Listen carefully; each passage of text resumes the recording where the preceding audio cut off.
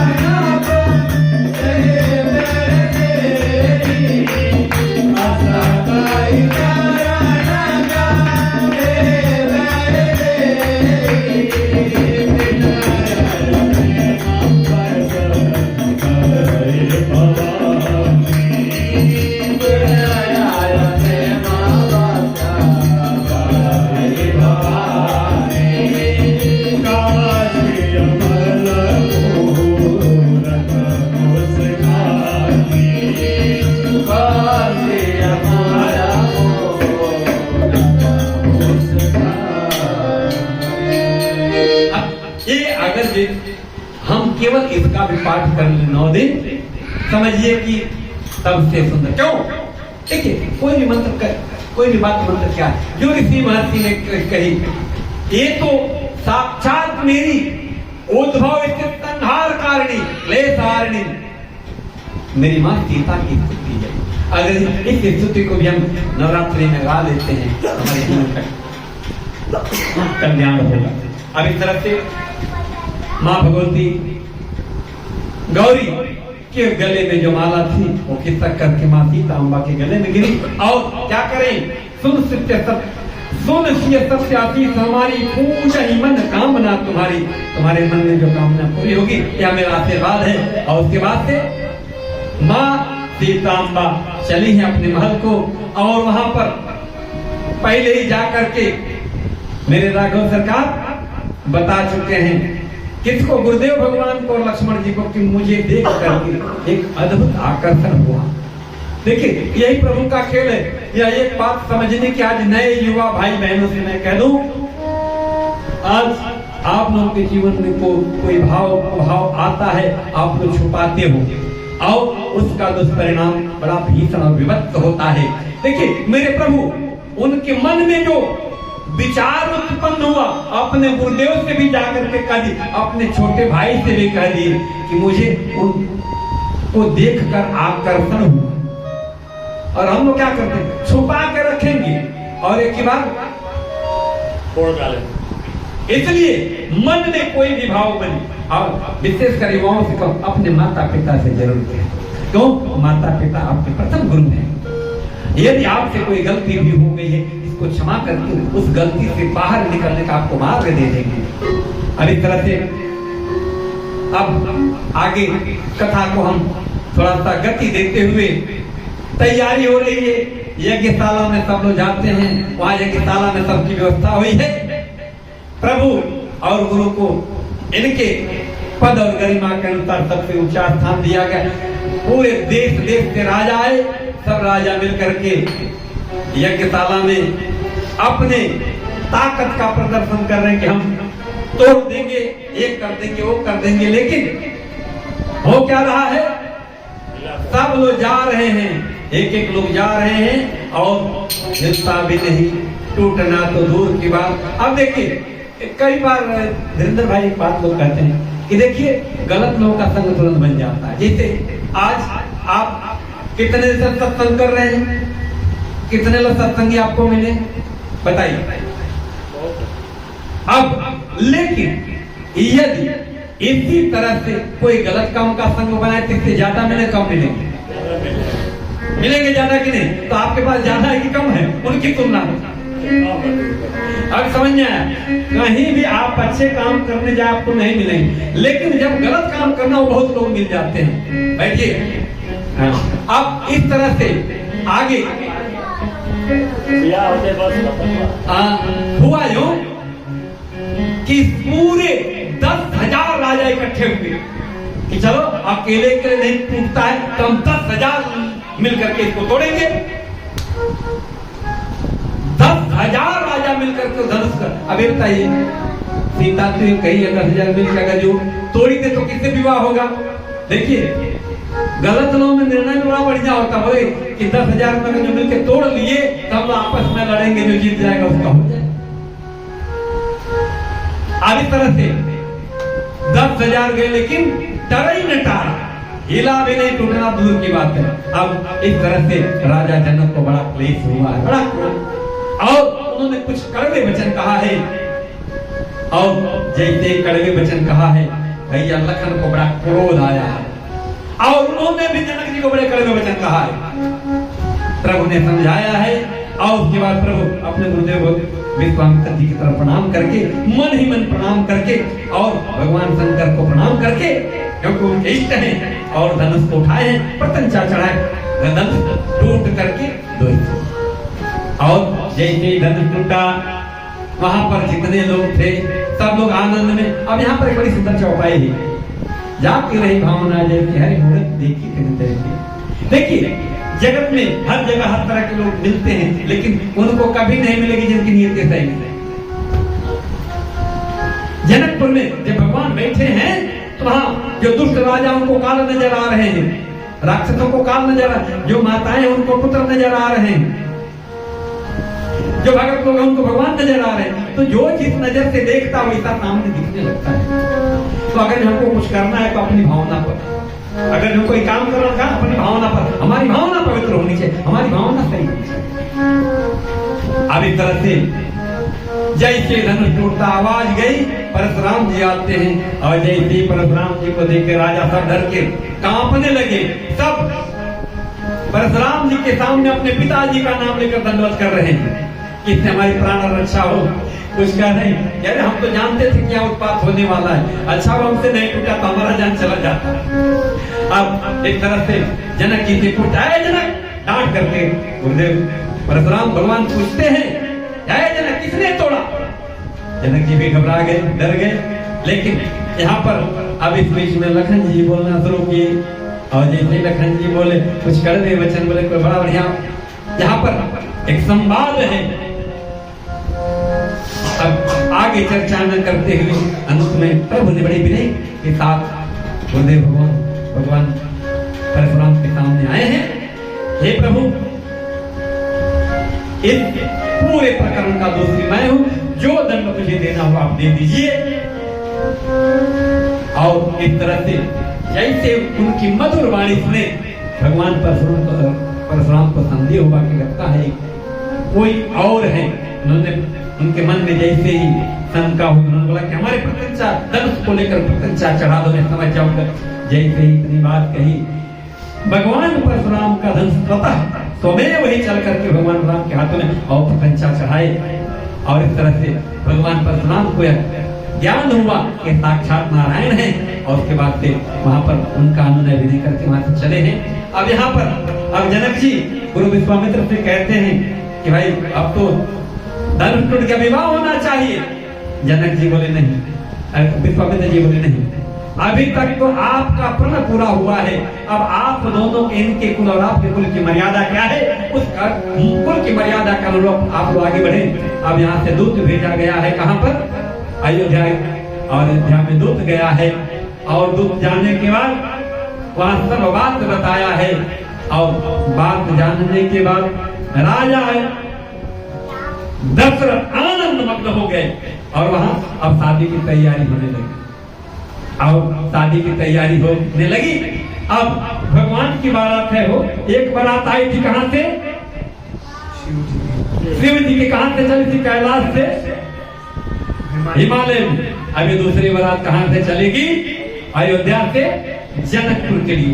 तो चलिए वो बारात का भी हमने वर्णन देखा, ये बारात को भी देखते हैं कि बारात कैसे चलती है। अब पूरे देवता, वहां भी पूरे देवता थे लेकिन यहाँ भी पूरे देवता है। वहां दुल्हा कैसा था? जब दुल्हा तब बनी बराता। कब? जब भगवान शंकर के अरुण के पास आ गए। लेकिन यहाँ अब भगवान की बारात चलेगी, कैसे चलेगी जरा हम लोग को देखे बच्चिया को।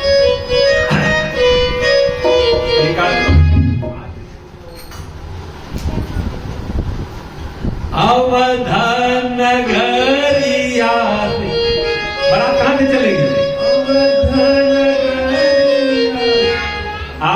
आप लोग मत गाइए, हमको ही गाने दीजिए, मुझे पता है कि आप कहाँ गाए। अवधान नगरिया चलली बारियती आई सुहावन रानी जनक नगरिया भैले सोर हे सुहावन रानी जनक नगरिया भैले सोर हे सुहावन रानी अवधान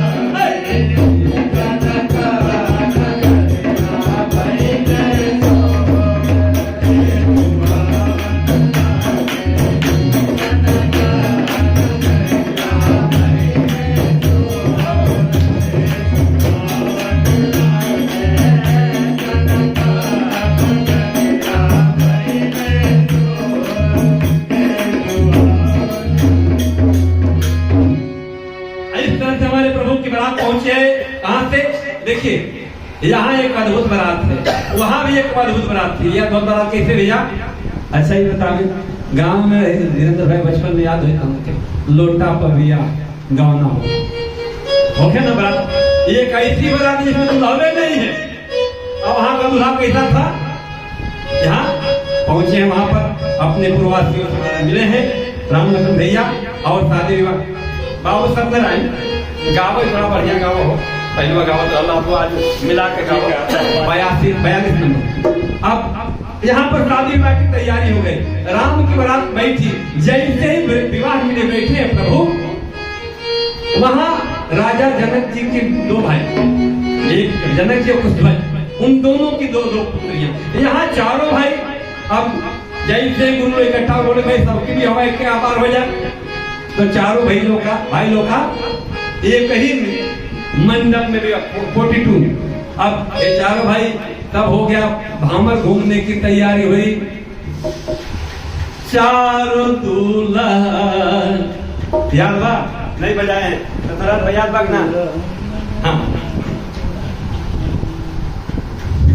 चलिए, अब चारों भैया भामर घूमा तो बोलिए भामर कैसे? चारों दूल्हा दे भवानिया, चारों दूल्हा दे भवानिया, संग सोहती दुल्हनी नगरिया, संग सोहती दुल्हनी नगरिया, चारों